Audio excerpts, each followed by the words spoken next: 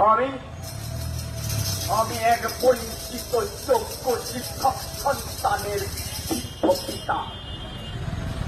আমার রক্তের বিনিময়ে আমি তিল তিল করে আমার সন্তানকে লেখাপড়া শিখিয়েছিলাম।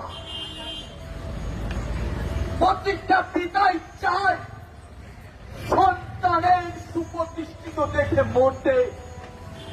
হায় রে ভগবান, সরকারের দুর্নীতির কারণে আজ আমার ছেলের চাকরি নেই। আমি আমার বুকের গ্লানি নিয়ে কিভাবে মৃত্যুবরণ করব আমি তো বুঝে উঠতে পারছি না। আমার সন্তানের চোখের দিকে আমি আজকে তাকাতে পারছি না। মহামান্য বিচারপতির কাছে আমার বিনীন্দ্র আবেদন, কি দোষ করেছিল আমার এই সন্তান? যোগ্যতার নিরিখে চাকরি পড়াটাই কি ছিল তার দোষ, নাকি নেতাদের টাকা দেয়নি বলে দোষ? হে মহামান্য আদালত, এর সুবিচার চাই, নয়তো আমাকে মুক্তি দেয়।